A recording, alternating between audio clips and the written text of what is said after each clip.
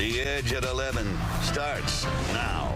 Well, tonight on The Edge, there is good news in our forecast. Right. Right now is as bad as it's going to get outside. Yeah, and we know it's obscenely cold outside, but Captain Rich says this is where we bottom out. We are going to turn the corner tomorrow afternoon. Right now, we are at 0, so this cold blast is over the Great Lakes all the way into the deep south. They did have snow today around Houston and New Orleans, the panhandle of Florida getting snow right now. Thankfully, that big storm is going to miss us far to our south. We did have some flurries today.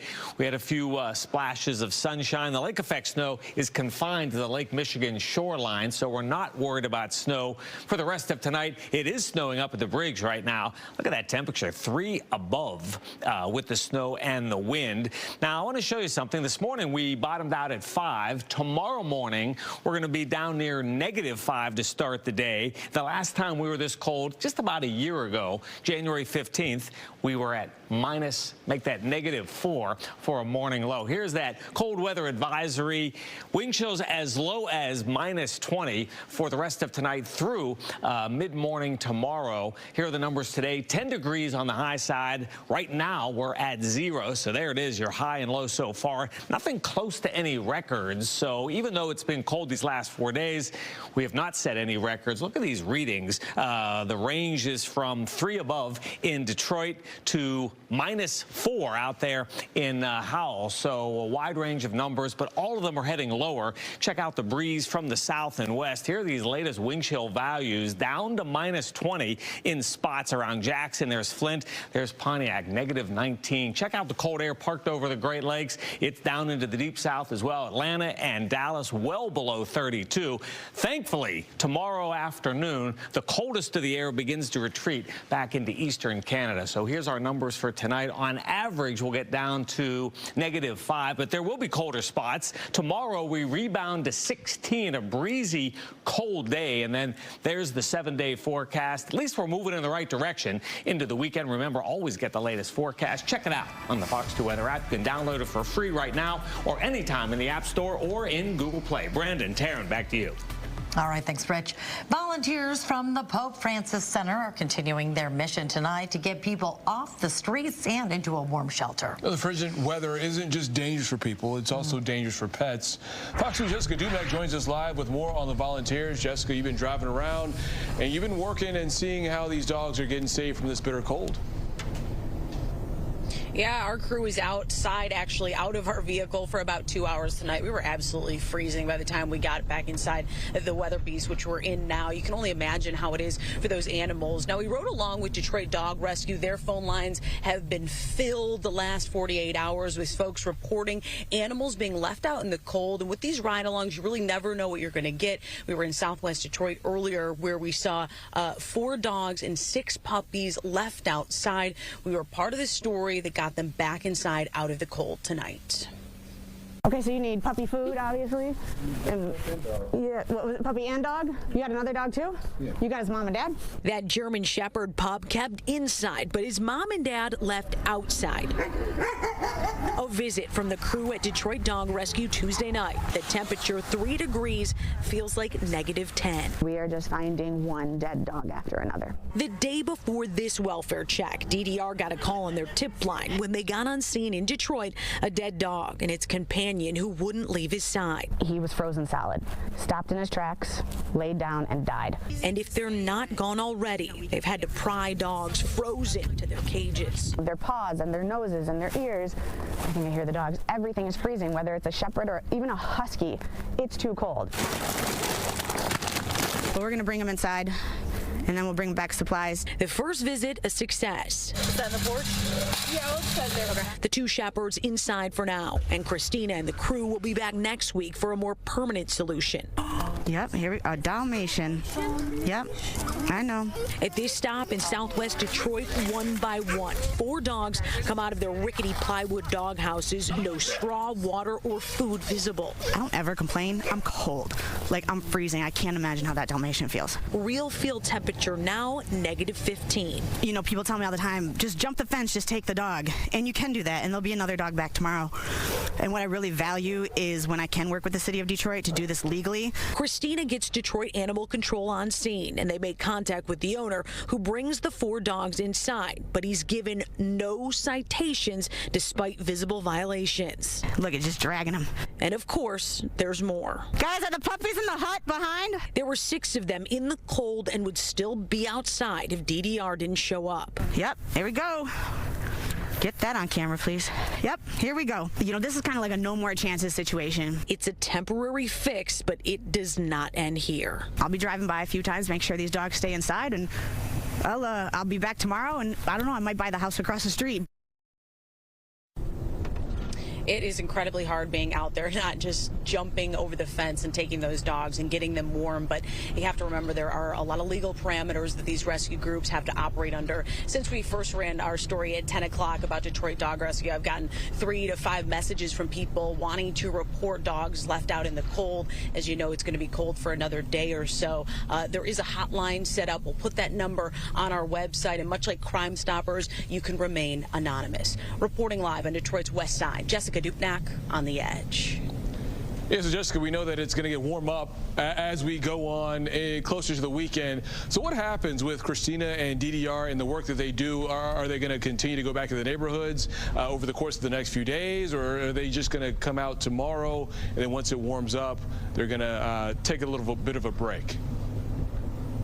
So right now they're triaging animals that are left out in the cold. That'll go on throughout the week until it warms up. But they have a running list of welfare checks all over the greater Detroit area that they check in weekly, daily, that they keep people filled up with straw and food. So this is really a never-ending mission for these guys.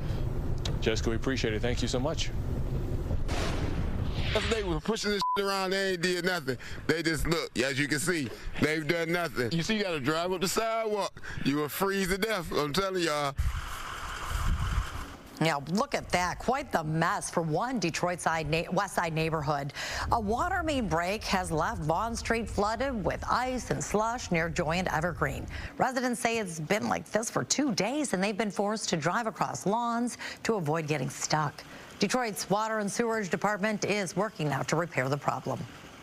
Whenever there's a drastic change in temperature, it puts pressure on the tension on the pipes, and that causes the breaks.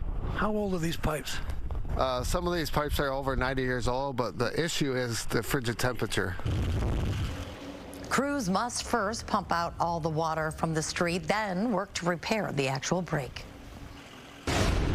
I spent 10 years in Chicago. This is like Chicago snow. This is fantastic. Well, fantastic is an interesting choice of words. Others might disagree. These snowy images, they're not from the Midwest. They're not from the Northeast. It is snowing in New Orleans, and they're not alone. Snow also covers the streets of downtown Houston. Most areas saw 4 inches of snow. Even Florida, the Sunshine State, is seeing snow. Check out the snow-covered roads in the Panhandle. Pensacola saw 5 inches of snow. The National Weather Service is calling this, quote, a generational weather storm event. The vast majority of immigrants are not criminals. They pay taxes and are good neighbors. Not too exciting, was it? I didn't think it was a good service, no. So politics now, you heard President Donald Trump saying that this was not a good service. Day 2 of his second term, and President Donald Trump says he didn't care for the bishop's pontification during the traditional prayer service. Episcopal Bishop Marianne Edgar Buddy touched on immigration and birthright citizenship. Now, 1 day earlier, Mr. Trump signed an executive order to end birthright citizenship in America. The right is enshrined in the 14th Amendment of the Constitution, allowing anyone born in the U.S. a citizenship regardless of their parents' immigration status. 22 state attorneys general are now suing to block that order, and that includes Michigan. The Trump administration said to expect mass deportations on day 1. One Detroit City Council member is saying that she's already receiving calls about immigration officers spotted in Southwest Detroit. Fox News' Dave Spencer has a story. This video allegedly shows Immigration and Custom Enforcement agents, or ICE, standing outside a home in Southwest Detroit. It was sent to Detroit City Council member Gabriela Santiago Romero, who represents a predominantly Hispanic population. We see people taking videos of ICE on Verner, Michigan Avenue, and they're fearful.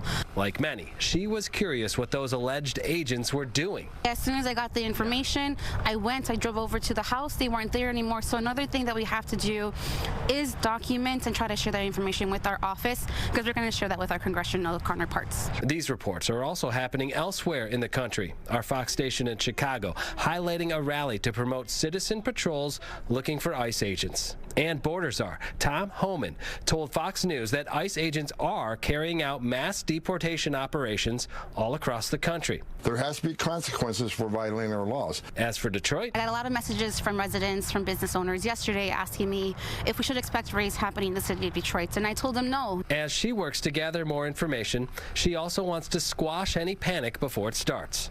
Councilwoman Santiago Romero says because Southwest Detroit is so close to the Canadian border, it's not uncommon to see ICE agents routinely driving around on patrol. Doesn't necessarily mean that they're conducting any raids, but she does say if you live around here, you should be prepared. She says there are certain rights that should be exercised in her community. If you are undocumented, you have the right to not open your door to ICE. They must show you a warrant. It must be signed by a judge. If you're walking around the street and an ICE agent stops you, you are allowed to not answer any of their questions and say, I want to speak to my lawyer first. The councilwoman says she has spoken with Detroit Police Chief Todd Bettison and ensure that Detroit Police will not be working with ICE for any immigration raids. We also reached out to ICE to get some confirmation about the agents in the area.